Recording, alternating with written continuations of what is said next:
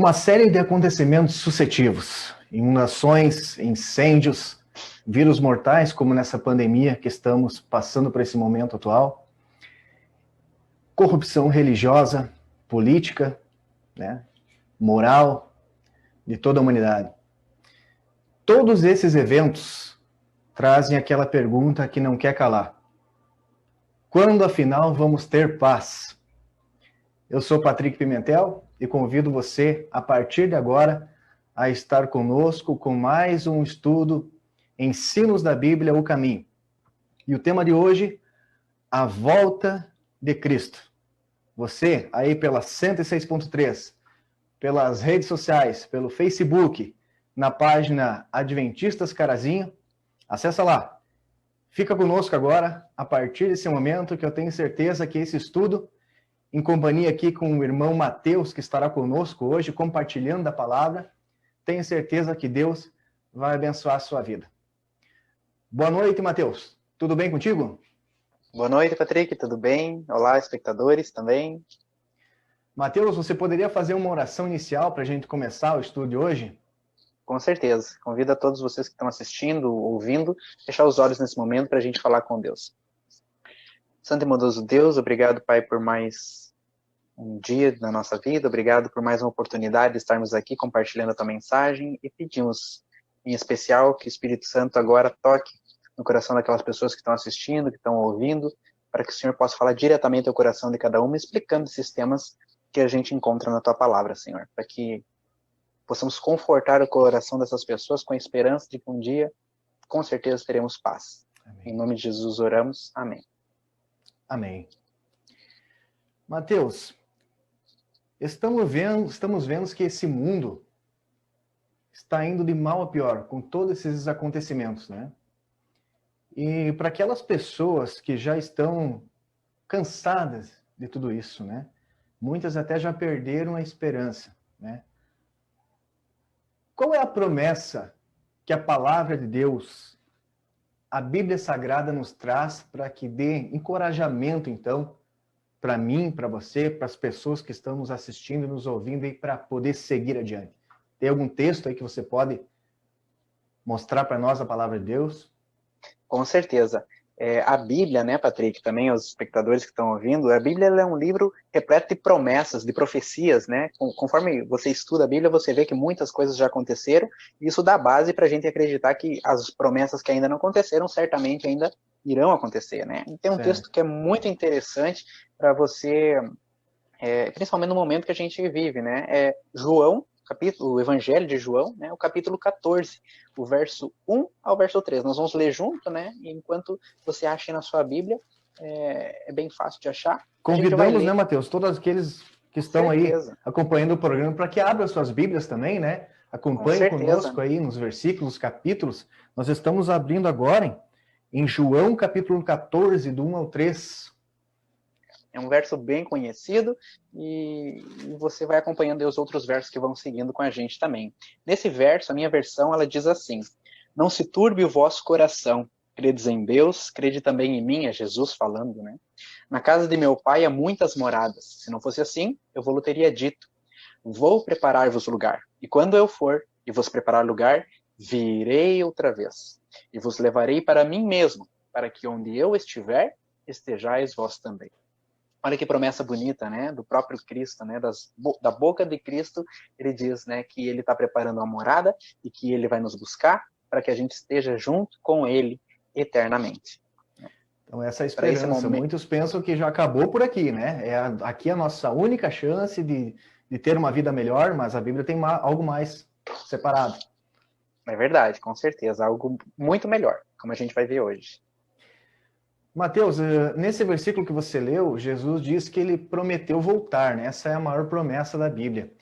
E qual que seria, então, o objetivo, né, dessa vinda do Senhor Jesus? Tem algum texto aí para você compartilhar conosco? Tem textos pra gente. A gente hoje vai correr um pouquinho na Bíblia, então você vai ficar com o dedinho afiado hoje aí no final do estudo, que tem bastante texto interessante pra gente ver. Mas o objetivo, né, da volta de Jesus certamente é nos livrar desse mundo, como o Patrick bem fez ali na introdução do tema, né? Esse mundo de tantas coisas ruins, né? Não precisa nem citar tudo que acontece, mas cada um sabe, né? O momento que vive, não só a nível mundial, o Brasil, mas na sua vida pessoal sempre tivemos dificuldades, né? Apesar de pandemia ou não pandemia.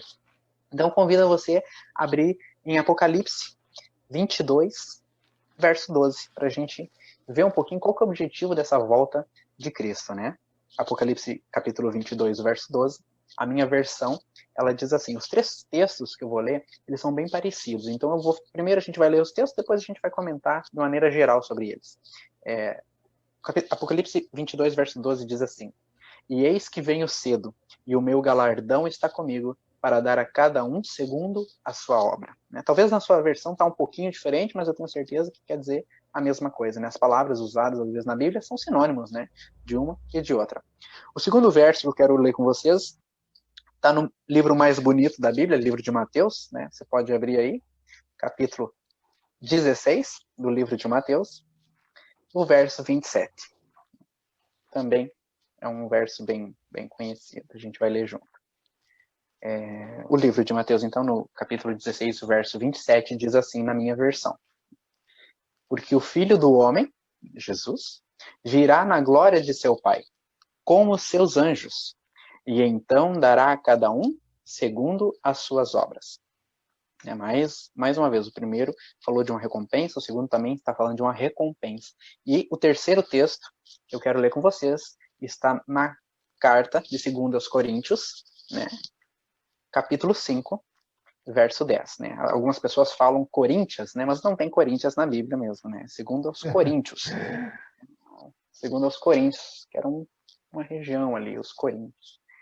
E ali diz assim, porque todos devemos comparecer ante o tribunal de Cristo, para que cada um receba segundo o que tiver feito por meio do corpo, ou bem ou mal.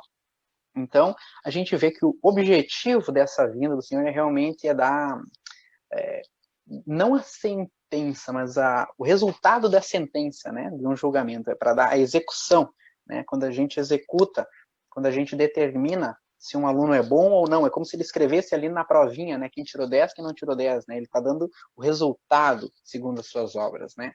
É claro que eu entendo esta questão de uma maneira que eu acho que com exemplo fica mais fácil de entender. É como um advogado, né? O advogado, para ele ser advogado, ele tem que fazer parte da OAB. Certo. Né? Mais para frente, acho que vai ter um estudo sobre a graça. E a graça é justamente isso. É como se Deus ele viesse e falasse, todo mundo pode ser advogado, não precisa fazer prova. Todo mundo é advogado. Né? Agora, se o cara é corrupto, se o cara é um mau advogado, se ele é alguém que engana os seus clientes, que contorna a lei, ele não vai continuar sendo um advogado. Ele não pode fazer parte da OAB. Então, obviamente, ele escolhe não mais fazer parte, né, da OAB no caso. É mais ou menos isso que acontece, né? A graça, ela nos cobre e as nossas obras determinam o que nós queremos. Né? Se eu sou advogado, eu vou me vestir como advogado, vou falar como advogado, vou andar com advogados, vou ter um linguajar de advogado. Né? Eu olho para uma pessoa, sei a profissão que ela tem, se ela é médico, se é um frentista, se é alguém que trabalha no mercado. E quando alguém se entrega para Cristo, é a mesma coisa, é nítido, é visível. Né? Como se a pessoa não fala? Pelas obras, né? Pelo que ela faz. Então, Deus ele recompensa, né, como os textos falam ali, conforme a obra de cada um que teve. Né? Perfeito, Mateus. E ouço muitas pessoas falar, né, muitos grupos cristãos falarem de um tal arrebatamento, né, uma espécie de arrebatamento secreto da igreja, né, onde pessoas salvas que em um determinado momento irão desaparecer. Por exemplo, você imagina assim no banco de uma praça, né, tá uma pessoa sentada, daqui a pouco fica só o terno ali, o sapatinho no chão, né, a gravatinha, tudo ali arrumadinho, e a pessoa sumiu, né? E para fundamentar essa tese, né, um dos textos bíblicos usado para isso é o texto de Mateus, de novo, né? Mateus capítulo 24, do 40 ao 42. Até o pessoal aí que está nos ouvindo, aí nos assistindo, quiser acompanhar, vou abrir aqui a Bíblia, Mateus 24. Capítulo 24, é até interessante. Verso 40 a 42. O que nós podemos entender nesses versículos, Mateus? Tu lê aí pra gente? vou ler esses textos aqui para nós, mas é interessante também a gente notar o seguinte, que já pensou se Deus ele decide arrebatar assim o piloto do avião? Rapaz, o problema que dá, né? Que loucura, hein? E aquelas outras pessoas, né? É. Então, deixa eu ver aqui. Diz assim, a minha versão. Então, estando 2 no campo, será levado um e deixado o outro. Estando 2 moendo no moinho, será levada uma e deixada a outra.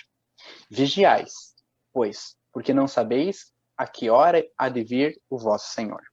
É o que diz em Mateus 24, verso 40 a 42. E aí, Mateus, e agora? E agora? E agora? A Bíblia está dizendo isso, que um será levado e outro será deixado, né? Se a gente ler um pouco antes, e também a gente vai ler mais para frente um pouco depois desse mesmo capítulo, eu queria só ler um pouquinho antes e continuar lendo para a gente ver, olha o entendimento como já muda, né? Eu vou ler do verso 36 em diante, para a gente, e quero que você acompanhe aí. O verso 36 ele diz assim na minha versão: mas daquele dia e hora ninguém sabe, nem os anjos do céu, mas unicamente meu Pai. Então Jesus ele começa dizendo que daquele dia ninguém sabe quando vai ser. Nós estamos falando aqui de tempo, certo, de horário, né? Ninguém sabe quando vai ser. E aí ele continua no verso 37, né? Como foi nos dias de Noé, assim também será a vinda do Filho do Homem. Porquanto, como assim nos dias anteriores ao dilúvio, comiam, bebiam, casavam, davam-se em casamento, até o dia que Noé entrou na arca. Então ele diz aqui que tudo acontecia normalmente. Tudo acontecia normalmente até o dia que Noé entrou na arca. É a mesma coisa, tudo vai continuar acontecendo normalmente. E aí o verso 39 diz: e não o perceberam até que veio o dilúvio e levou a todos. E assim será também a vinda do Filho do Homem. Novamente, ele está falando de tempo. Eles não perceberam que veio o dilúvio, o momento, o tempo que veio o dilúvio. E aí ele continua falando assim: então, estando 2 no campo, será levado um e deixado o outro. Estando 2 moendo no moinho, será levada uma e deixada a outra. E vigiai, pois, porque não sabeis a hora que há de vir o vosso Senhor. Novamente, a gente está falando de tempo. Então, ele está falando de tempo e não de forma. Está falando sobre o tempo que Jesus vai vir, e não a forma que ele vai vir, porque tem outros versos que explicam a forma que ele vai vir. A gente vai ver mais para frente nesse estudo. E esse texto ele não está preocupado em explicar a forma. Ele está preocupado em explicar sobre tempo, que não era para as pessoas ficar fazendo datas, ficar contando os dias, porque isso ninguém sabe. Ele diz, ó, nem os anjos não sabem, né? Quem nós somos comparado aos anjos, né? Então, a gente tem que ter uma questão assim, eu tinha muita dificuldade no tempo de escola com o tal do português, mas faz falta, faz diferença. A gente tem que, às vezes, ficar prestando atenção no contexto daquilo que está sendo escrito, para ver se realmente é aquilo que Deus quer falar para mim, né? Porque por que às vezes tem pastores, sei que hoje não é o dia de falar isso, mas porque às vezes tem denominações que cobram 10% para Deus Filho, 10% para o Espírito Santo, 10%, às vezes até os anjos entram na contagem e vai 80%, 90%. É grande a porcentagem. Né? Às vezes né? Por quê? Porque a gente tem que entender o que está lendo, o que a Bíblia pede de nós, né? Em todos os sentidos, né? Então, é interessante isso. Então, realmente, esse texto, ele não está falando sobre isso. Até porque, como a gente falou, imagina um Deus amoroso, e a gente também, já foi feito o estudo da morte aqui, mesmo na morte, Deus ele é amoroso, né? Ele não é um Deus que gosta e nem exalta o sofrimento, né? Você que acompanha o estudo da morte, você viu isso. E Deus não pode, imagina, sumir o piloto do avião, né? Criança, mãe ali no avião, e o que acontece com aquelas pessoas? Né? Imagina se isso... E na Bíblia não fala isso. Né? Tá falando só o seguinte, que uma pessoa pode ser levada e outra não. Significa que uma vai aceitar e a outra não vai aceitar. Né? Que um pai talvez se entregue a Deus e um filho não se entregue a Deus. É isso que está dizendo, que leva um e não leva outro. Agora não está dizendo que está levando um e está secreto o outro, ou que ninguém está vendo nada. O texto não fala isso. Né? A gente não pode conjecturar coisas que o texto fala. A gente tem que apenas compreender aquilo que está na palavra. Então aí a questão da prática de ler a Bíblia de uma forma contextual para entender alguns versículos que aparecem ali. Não podemos ler eles isoladamente, né? Com certeza. Mateus, então, essa volta de Jesus não vai, assim, ser como muitos pregam por aí. Alguns por aí pregam que vai ser essa volta de duas formas. Uma forma secreta, onde pessoas somem, Depois, sim, uma volta literal.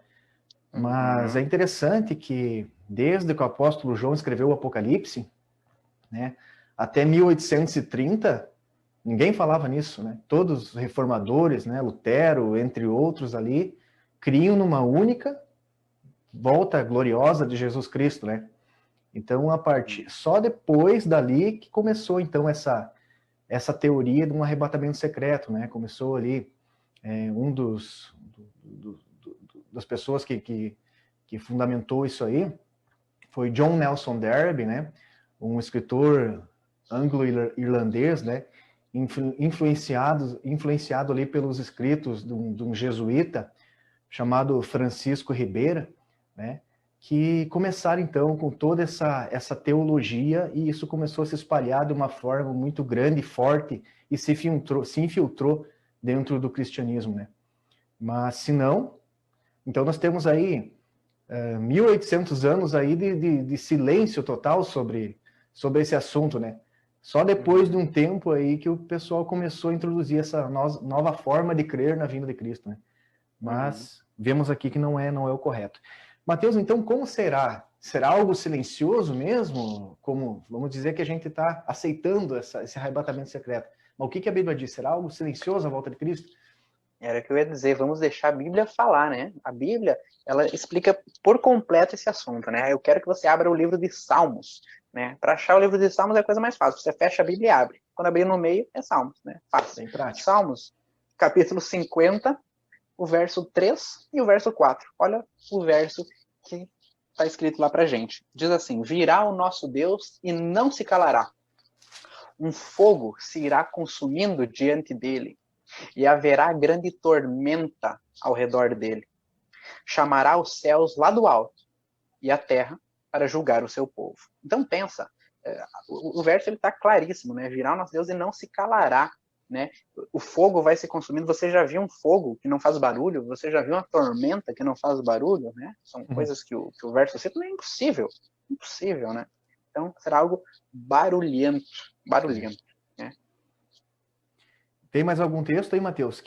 Temos alguns textos que vai falar sobre isso. Ó, Apocalipse 1:7. Apocalipse também é fácil de achar. Apocalipse 1:7, o verso 7 nos diz assim: eis que vem com as nuvens e todo o olho verá, até mesmo os que o transpassaram, e todas as tribos da terra se lamentarão sobre eles, sim, amém. Então, todo olho o verá. Todo olho verá. O verso ele não deixa dúvida sobre isso. É taxativo, né? Na língua original, você gosta de pesquisar também, é igualmente essa mesma analogia usada ali, que todo olho verá. Então, não tem dúvida. Todo olho que existe na face da terra vai ver a volta de Jesus. Não é algo secreto. Deus não é o 007. Não é algo, né, misterioso, secreto, Illuminati. Não tem nada a ver, né? É algo grandioso. Deus, ele é um Deus que chega com o pé na porta. Ele aparece, né? Aparece. Ele gosta de ser visível, né? Um outro verso interessante também está em 1 Tessalonicenses, né? Carta de Paulo, 1 Tessalonicenses, capítulo 4, versos 16 e 17, nos diz assim: porque o mesmo Senhor descerá do céu com alarido e com voz de arcanjo e com a trombeta de Deus, e os que morreram em Cristo ressuscitarão primeiro. Depois nós, os que ficarmos vivos, seremos arrebatados juntamente com ele nas nuvens, a encontrar o Senhor nos ares. E assim estaremos sempre com o Senhor. Então aqui já não está falando de tempo, aqui está falando como. Aqui está falando como ele vai vir, né? Diz assim, vem Jesus, né? Tem uma gata aqui.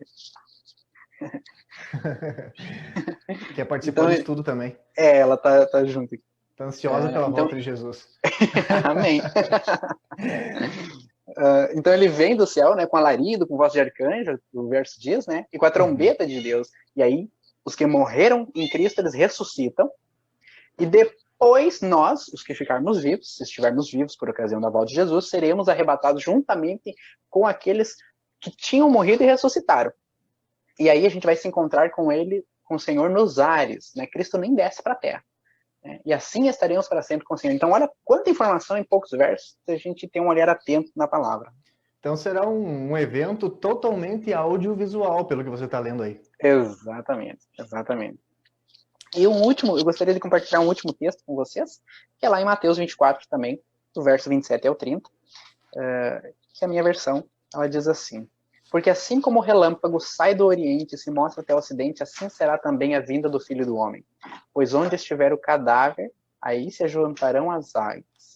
E logo depois da aflição daqueles dias, o sol escurecerá, e a lua não dará sua luz, e as estrelas cairão do céu, e as potências do céu serão abaladas. Então aparecerá no céu o sinal do Filho do Homem, e todas as tribos da terra se lamentarão e verão o Filho do Homem, vindo sobre as nuvens do céu, com poder e grande glória. Então, olha que não é uma coisa que João escreveu lá em Apocalipse, é uma coisa que a Bíblia inteira está falando, Mateus está falando, Paulo fala sobre isso, Davi falou. Então a gente vê que todos aqueles que foram inspirados por Deus falaram a mesma coisa. Isso já pode significar uma coisa. Todos esses textos caminham na mesma direção, né? Exatamente. Muito bem. Vamos a mais uma pergunta aqui para o Mateus, para a gente poder entender bem esse estudo que é tão importante. Como esse arrebatamento, que será visível, né? Nada oculto, nada secreto, para essa nuvem, como você deu aí, né? Como no caso, qual será a situação das pessoas que não foram escolhidas, ou melhor, dizendo, não se deixaram escolher, né? Porque a salvação é para todos, né? Para ir morar com Jesus, para ir ser arrebatada visivelmente para essa nuvem, o Senhor nos raios. Qual é a situação dessas pessoas que não quiseram? O que a Bíblia diz? O que vai acontecer, né? Voltamos para Apocalipse. Vamos dar uma olhadinha em Apocalipse, o capítulo 6, o verso 15 e 17. Vamos ver o que a Bíblia fala, né? Realmente vai ter um grupo que eles não querem, né? Assim, não gostam, não querem, não é o que eles querem. E a gente vai entender o que vai acontecer com eles. Né? Então, Apocalipse 6, o verso 15 ao 17, diz assim: e os reis da terra, e os grandes, e os ricos, e os tribunos, e os poderosos, e todo servo e todo livre, se esconderam nas cavernas e nas rochas das montanhas. E diziam aos montes e aos rochedos: cai sobre nós, e escondei-nos do rosto daquele que está sentado sobre o trono e da ira do Cordeiro, porque é vindo o grande dia da sua ira, e quem poderá subsistir? Então eles vão procurar a morte. Imagina uma rocha caindo sobre você, né? Uma montanha, pedra, né? Você morre. Então eles vão querer morrer, vai ser uma cena terrível, né? Eu não sei se, espero que não, né? Mas assim, espero que ninguém nunca tenha sentido a vontade de morrer, né? Mas assim, às vezes a gente tem vontade de sumir, né? Sei lá, você tá lá tranquilo ali, às vezes assistindo um jornal, vem ali o carteiro e te dá uma conta ali, você vai ver, teu nome foi pro Serasa, né? Poxa, aquela conta ali tá me matando, quero sumir, né? Quero sumir. Às vezes tem momentos na vida que a gente quer sumir, né? Então imagina isso, esse sentimento ampliado ao nível de você querer morrer, né? Que coisa terrível, né? Que vai ser, né? Para aqueles que não escolherem estar junto. Embora eles vão ter esse desejo de morrer, Mateus, aquela cena vai estar acontecendo diante dos olhos deles. Eles vão conseguir desviar os olhos dessa cena? Vamos ver o que a Bíblia fala. Vamos ver. Ainda em Apocalipse, eu quero que você agora vá um pouquinho para frente, no capítulo 9, e acompanhe aí no verso 6. O que vai dizer, né? Apocalipse 9, verso 6 diz assim: e naqueles dias, que dias? O que está falando lá no capítulo 6? E naqueles dias os homens buscarão a morte, como nós falamos, né? E não a acharão. E desejarão morrer, e a morte fugirá deles. Deus não vai permitir que eles morram, né? Durante essa cena. E voltamos então ali na Bíblia em 2 Tessalonicenses, capítulo 2, o verso 8. Eles vão ter que assistir tudo, as oportunidades que tiveram, né? Quantas vezes alguém bateu na porta, fez um convite para aceitar Jesus, né? Ou às vezes a pessoa não fez nenhum convite, mas alguém chegou, deu um testemunho cristão tão forte que mesmo assim não convenceu a pessoa, né? Então, no dia da volta de Cristo, isso tudo vai vir à mente, vai vir à tona. Com certeza. Né? As oportunidades que tiveram, né? E você estava dando sequência num texto aí, né? 2 Tessalonicenses 2:8. Isso, Que diz aí? isso. Segundo Tessalonicenses 2:8, ele diz assim, ó. E então será revelado o iníquo, a quem o Senhor desfará pelo assopro da sua boca, e aniquilará pelo esplendor da sua vinda.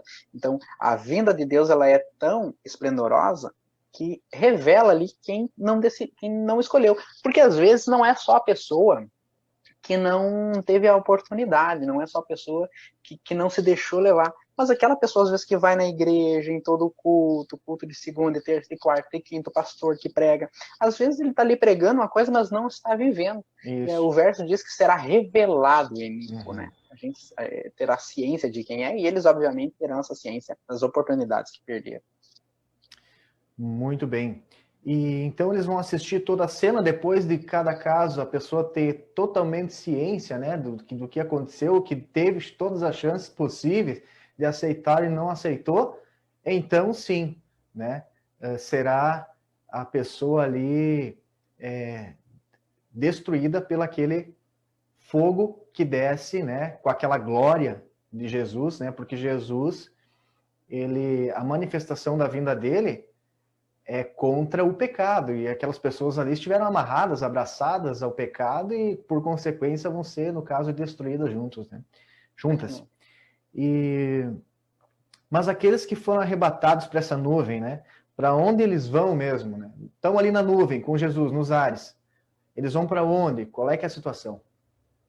Vamos ver. Então, aconteceu aquilo ali, os mortos ressuscitaram primeiro, subiram aos céus, depois os vivos, salvos, subiram junto, depois daquela cena, todos os que ficaram ali na terra, eles morrem, né?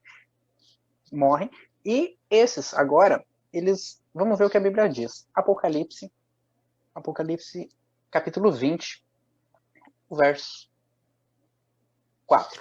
Vamos dar uma olhadinha ali em Apocalipse, capítulo 20, o verso 4. João nos diz assim: E vi tronos, e assentaram-se sobre eles, e foi-lhes dado poder de julgar, e vir as almas daqueles que foram degolados pelo testemunho de Jesus e pela palavra de Deus, e que não adoraram a besta nem a sua imagem, e não receberam o sinal em suas testas e em suas mãos. E viveram e reinaram com Cristo durante 1000 anos. Então, um texto interessante, a gente já vai falar sobre ele. E agora, vou convidar você para ler 1 Coríntios, bem fácil de achar também, capítulo 6, o verso 2.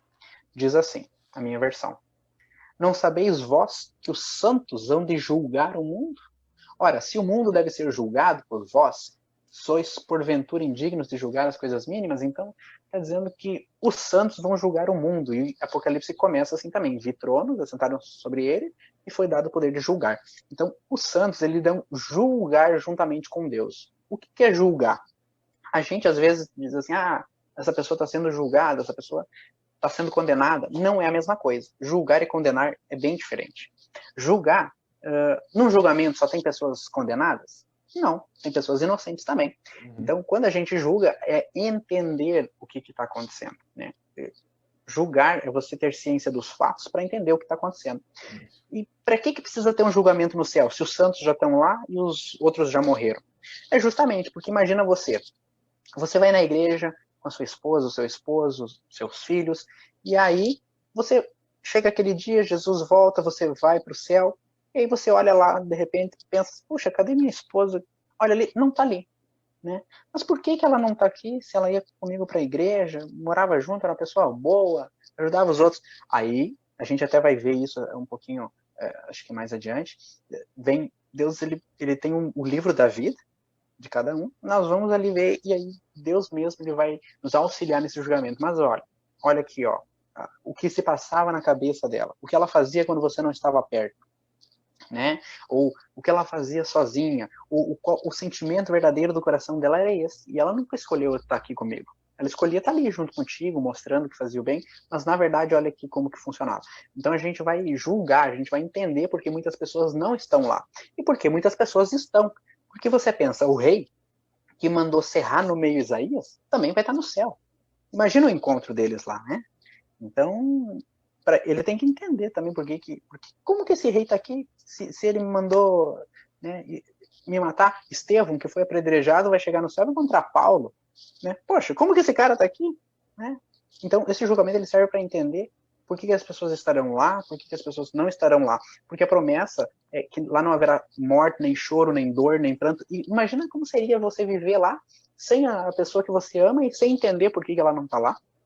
Né? Então, serve justamente para aliviar o nosso coração. Como Deus se preocupa com isso, por 1000 anos a gente irá processar todas essas informações. E Deus dá até liberdade, Mateus, porque ele dá liberdade de a gente conferir a sua própria justiça, que é límpida, é totalmente transparente, para que a gente possa comprovar que como ele lida com o pecado e com a salvação, né?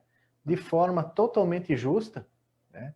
Então, na verdade, isso aí, esses 1000 anos que a gente vai ficar lá, é uma oportunidade que Deus dá aos seres humanos, ao universo, aos anjos, para poderem testemunhar que a justiça dele é a justiça correta, é a justiça certa, e não tem argumentação. As oportunidades são dadas, muitos rejeitaram, outros aceitaram, né? E Deus trata o pecado e a salvação com a máxima justiça que pode haver no universo, porque Deus é justiça, é amor, é misericórdia, né? Tudo isso num ser. Né? Perfeito. Não sei como é que está o nosso tempo aqui, vou falar com o nosso técnico aqui, ainda temos alguns minutos aí para a gente dar sequência ao nosso estudo. Haverá no céu, então, uma espécie de registro, Mateus. É isso que eu queria que você explicasse para a gente aí, para a gente poder verificar, então, as obras, né, das pessoas e tudo mais, por que uns foram, outros ficaram. Como é que é isso aí? Olha só, ainda em Apocalipse 20, se a gente for um pouquinho mais para frente, no verso 12, a gente vai conseguir entender isso aí. Porque o verso 12, ele nos diz assim, Apocalipse, o capítulo 20, o verso 12, diz assim: E vi os mortos, grandes e pequenos, que estavam diante de Deus, e abriram-se os livros. E abriu-se outro livro, que é o da vida. E os mortos foram julgados pelas coisas que estavam escritas nos livros, segundo as suas obras. Então, existe um registro de tudo aquilo que eu faço. Lembra quando Salomão fala lá em Eclesiastes que não há nada que Deus não sabe sobre, né, do que acontece debaixo do sol? Então, é o que está dizendo, que todos os nossos atos, os bons e ruins, são registrados, posteriormente pesados, e para que a gente seja julgado, né? Então, para que não fique sombra de dúvida. Não tem dúvida, como se Deus, hoje em dia, é que naquele tempo só tinha isso. Hoje, se a Bíblia fosse escrita hoje, seria mais ou menos assim, e Deus está gravando o vídeo da tua vida, né? E depois vai passar no Netflix do céu lá, né? Aí lá vai olhar, vamos ver aqui a vida do Mateus. Aí todo mundo vai ver ali, né? Aqui usa a expressão livros, mas é uma linguagem humana, né? Para transcrever aquilo que o apóstolo viu lá, mas não sabemos a tecnologia que vai ser utilizada para conter essa informação. Enfim, que vai ser retratado aquilo, né? Isso aí. Que você fez. E durante esse período de 1000 anos no céu, conforme mencionado anteriormente, Mateus, que os salvos estarão lá, qual que é o cenário do planeta Terra durante esse período aí? Como que vai ficar aqui? Para a gente entender isso, a gente vai ter que ir lá no Antigo Testamento, no livro de Jeremias. Quero que vocês abram aí o livro de Jeremias, então agora, o capítulo 4, bem no comecinho do livro, para a gente entender um pouquinho essa questão de como que a Terra vai ficar realmente durante esse tempo. Se só vai... Como os salvos foram para o céu, e as pessoas que ficaram e morreram, será que... O que vai acontecer, né? Vamos ver o que o livro de Jeremias tem para nos falar. Jeremias capítulo 4, do verso 23 até o verso 27, nos diz assim: Observei a terra, e eis que era sem forma e vazia. Também os céus, e não tinham a sua luz. Observei os montes, e eis que estavam tremendo, e todos os outeiros estremeciam. Observei, e eis que não havia homem algum, e todas as aves do céu tinham fugido. Vi também que a terra fértil era um deserto, e todas as suas cidades estavam derrubadas diante do Senhor, diante do furor da sua ira. Porque assim diz o Senhor, toda esta terra será assolada de todo, porém não a consumirei. Então, o mundo não vai acabar aí. Não vai acabar, o mundo não vai ser destruído aí. Né? A Terra ela existe, só que ela ainda está sem forma, ela está vazia de novo. Né? Vai ser bastante, vamos dizer assim, assolada. Né? Exatamente. Né? Aí você que já viu aí um filme de de futuro pós-apocalíptico aí, é mais ou menos isso aí, né? Mais ou menos, se você assistiu aquele desenho do Wall-E, do robozinho, também é mais ou menos aquilo ali, né? Não tem humanos mais, né? Então, Jeremias, agora um pouquinho mais para frente, quero ler um outro texto com você, o capítulo 25 do livro de Jeremias, poucas páginas aí para frente, o verso 31 e 33 do capítulo 25 diz assim: chegará o estrondo até a extremidade da terra, porque o Senhor tem contenda com as nações, entrará em juízo com toda a carne. Os ímpios entregará a espada, diz o Senhor, e serão os mortos do Senhor naquele dia, desde uma extremidade da terra até a outra. Não serão pranteados, nem recolhidos, nem sepultados, mas serão por esterco por sobre a face da terra. Então, é gente morta por tudo aí, um grande cemitério em céu aberto. E por que não vai ter ninguém para prantear e para enterrar eles? Porque ou você está morto ou está no céu, né? Não tem um meio termo, né? O pessoal ou está no céu ou está morto. E aí realmente fica difícil. Esclarecedor. Então, uma curiosidade que fica também, Mateus, diante desse conflito cósmico que existiu desde lá no céu, a gente já fez um estudo sobre isso, tem o inimigo de Deus nessa história aí, né? Que promoveu toda essa destruição aí que nós sofremos até hoje na Terra, as doenças, pandemias e tudo mais. Como é que vai ficar esse cara aí, esse ser, durante esse período de 1000 anos? Onde ele vai estar? Então, o que vai acontecer com ele, né? Abre a tua Bíblia aí em Apocalipse 20. Volta lá para Apocalipse 20. Hoje a gente usou bastante Apocalipse 20 e vamos continuar usando. Apocalipse 20, os primeiros versos de Apocalipse 20, eles tratam sobre isso. O verso 1 até o verso 3. Diz assim na minha versão: e vi descer do céu um anjo que tinha a chave do abismo, com uma grande cadeia na sua mão. Ele prendeu o dragão, a antiga serpente, que é o diabo, Satanás, e amarrou-o por 1000 anos, e lançou-o no abismo, e ali o encerrou, e pôs selo sobre ele, para que não mais engane as nações, até que os 1000 anos se acabem. E depois, importa que seja solto por um pouco de tempo. Então, Satanás, ele vai ficar preso, acorrentado ali numa prisão literal? Não, obviamente não. A gente tem que lembrar que a gente está lendo Apocalipse. Apocalipse é um livro simbólico, né? Ele não pode ser usado como literal, na sua maioria. Alguns versos, certamente, são literais. Alguns não, né? Então, nós temos que fazer essa separação. Por que não é possível ele ser preso fisicamente? Porque não faz sentido, simplesmente por isso, né?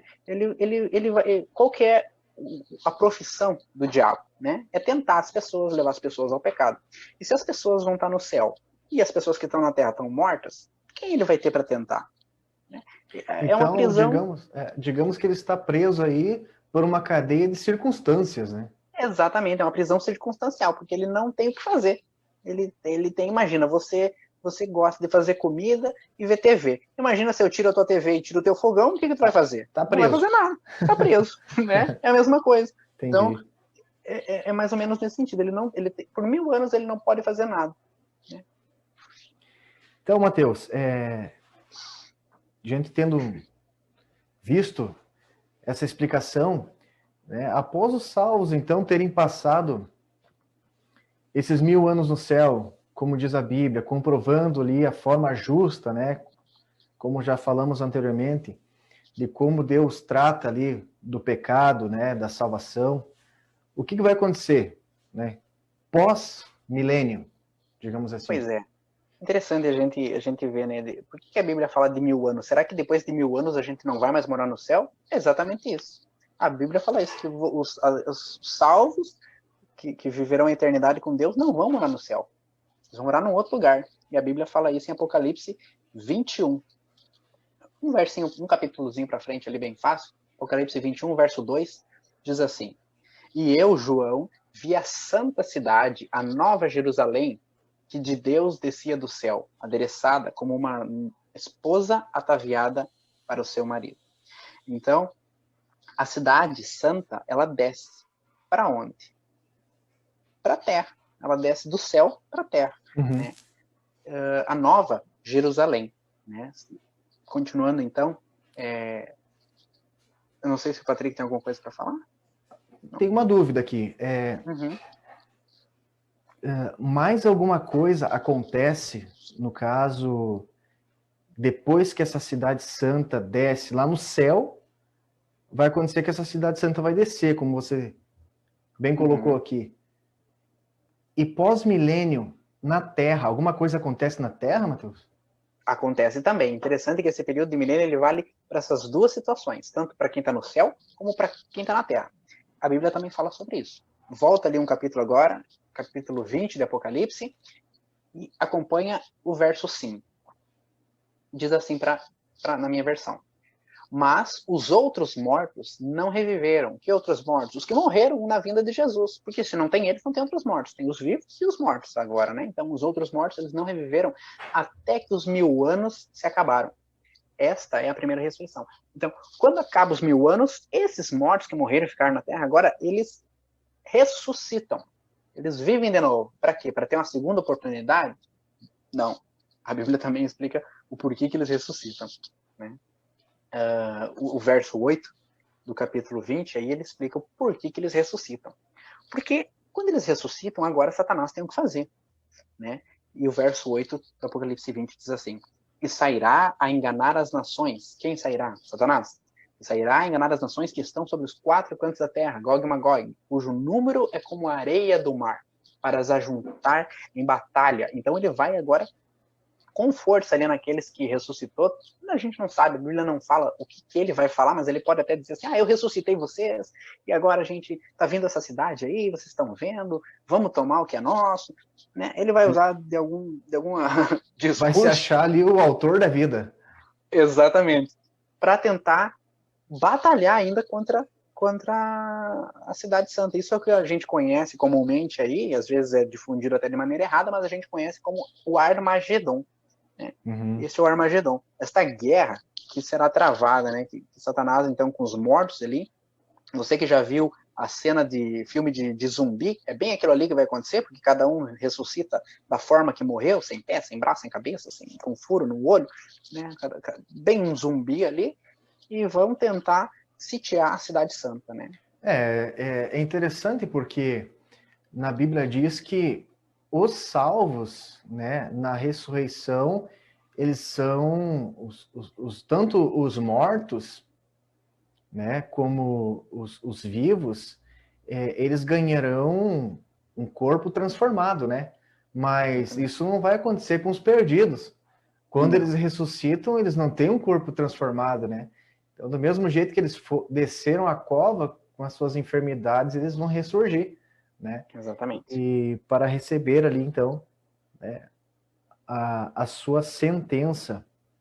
E no verso 9 aqui, né, Mateus, traz alusão que quando eles ressuscitam, no capítulo 20, verso 9, eles marcharão, então, pela superfície da terra e sitiarão o acampamento dos santos, aquela cidade querida que desceu do céu, e é pronunciada uma sentença aqui, Mateus. No final do verso 9, qual é a sentença? No final do verso 9 diz assim: e de Deus desceu fogo do céu, e os devorou, os consumiu, né? Então veio um fogo e lambeu aquela galera toda lá, né? Consumiu, devorou eles, né? Então aqui a gente já vê uma indicativa de que não vai ficar ninguém queimando eternamente, né? A palavra aqui é bem, vamos dizer assim, taxativa na questão de dizer consumiu, né? Liquidou com a pessoa ali, né? Então, com até um texto em 2 Tessalonicenses 1, verso 9, que fala também, né? A gente pode abrir a Bíblia aí. 2 Tessalonicenses 1, verso 9. Estes sofrerão penalidade de eterna destruição, banidos da face do Senhor e da glória de seu poder. Né? Então, Deus ele está presente em todos os lugares. Todos os lugares. Para ser banido da face do Senhor, a pessoa tem que deixar de existir. Ponto. Porque não há como ela ficar num lugar, num tormento eterno, ali ela vai estar viva. Não vai ser banida da face do Senhor. E o texto aqui, ele está dizendo, de uma forma bem expressiva, bem marcante. banidos da face do Senhor, né? Penalidade de eterna destruição. Então a Bíblia traz termos pesados, termos de aniquilação mesmo, né? Para não deixar sombra de dúvida. Podemos dizer então, Mateus, que o mal será erradicado do universo? Tem algum texto aí para a gente ver de forma Vamos ver. mais... Convido vocês então para ler o texto de Malaquias. O livro de Malaquias é bem fácil de achar. Você acha o livro de Mateus, vai até o capítulo 1 e vira uma página para trás. É bem fácil. Ali é Malaquias. É o último livro do Antigo Testamento. Malaquias, o capítulo 4, verso 1 a 3, diz assim: Porque eis que aquele dia vem ardendo como fornalha. Todos os soberbos e todos os que cometem impiedade serão como a palha. E o dia que está para vir os abrasará, diz o Senhor dos Exércitos. De sorte que lhes não deixará nem raiz, nem ramo. Mas para vós, os que temeis o meu nome, nascerá o sol da justiça, e cura trará nas suas asas, e saireis e saltareis como bezerros da estrebaria. E pisarei os ímpios, porque se farão cinza debaixo das plantas de vossos pés. Naquele dia que estou preparando, diz o Senhor dos Exércitos. Então ali o verso já primeiro fala que não vai ter nem raiz, nem ramo, não vai ter nem oportunidade do mal nascer novamente. Né? O mal vai ser eternamente extinto, né? Exterminado, para sempre. Perfeito. E quando descer este fogo, né, que vai consumir as pessoas, vai haver uma punição, né, Mateus? Então, só que a punição é diferente, que ela não é eterna no sentido da duração, sim, mas ela é eterna no sentido de cumprir a sua obra. Né? De definitiva, né? Definitivo, né? Então, porque cada um vai receber segundo as suas obras, né? Conforme o tanto de coisas ruins que fez, né? A quantidade de pecados que cometeu, né? Tem até um texto que traz bem claro essa questão, que é Lucas 12:47, que diz: aquele servo que conhece a vontade do seu Senhor e não pratica, né, o que ele deseja, nem age para agradá-lo, será castigado com extrema severidade. Contudo, aquele que não conheceu a vontade do seu Senhor, mas praticou o que era sujeito de castigo, receberá poucos açoites. Então, há uma graduação na pena, né? Satanás não vai receber o mesmo castigo que uma pessoa que pecou aqui 20, 15 anos. Né? Então, Deus até nisso ele é justo, né? Dessa graduação de penalidade de pecado. Então, Mateus, obrigado pela tua participação de hoje nesse programa. A gente agradece e não sei se você quer falar alguma coisa para o pessoal que está nos assistindo, fica à vontade. Quero agradecer vocês pela oportunidade de estar aqui, bem feliz de estar aqui com vocês hoje. Quero também só dizer para o pessoal aí que se você gosta desses temas, que você tem alguma dúvida, você tem alguma pergunta e você está assistindo no Facebook, nas mídias sociais, deixa um comentário aqui abaixo, deixa a sua dúvida, que a gente talvez entre em contato contigo também. Se você está nos ouvindo aí na rádio, você tem algumas dúvidas sobre outras questões, não entendeu alguma coisa direito, talvez a gente pudesse deixar algum telefone aqui para você, que aí você consegue entrar em contato com a gente também, a gente consegue estar te auxiliando aí nas coisas que você precisa. Uma atenção maior, né? Porque certamente, assim, às vezes, o tempo que é tão curto, às vezes a gente tem tanto para falar, a gente vai enxugando algumas coisas, fica algumas dúvidas, e para a gente conseguir sanar essas dúvidas, a gente está bem aberto aí, vocês também, então fiquem bem à vontade. Obrigado, Mateus. Você que nos acompanhou até agora na 106.13 e também pelas redes sociais, nosso muito obrigado. Hoje foi um tema bem interessante também, a volta de Cristo. Esperamos ter ajudado você a compreender melhor as Escrituras. Não somos aqui pastores, aqui formados, não somos teólogos, somos cristãos aqui que estamos dispondo do nosso tempo também para ajudar a compartilhar um pouco que a gente conhece, né? Do nosso tempo de estudo bíblico, da palavra de Deus, né? Ajudar a repassar o evangelho, pois se nós não falar, até as pedras falarão. Né? Então, não vamos deixar isso para as pedras, vamos tentar nós fazer alguma coisa. Pessoal, obrigado a todos vocês, mais uma vez agradecendo. Quinta-feira tem mais um estudo Ensinos da Bíblia, o Caminho. Esperamos você. Até lá.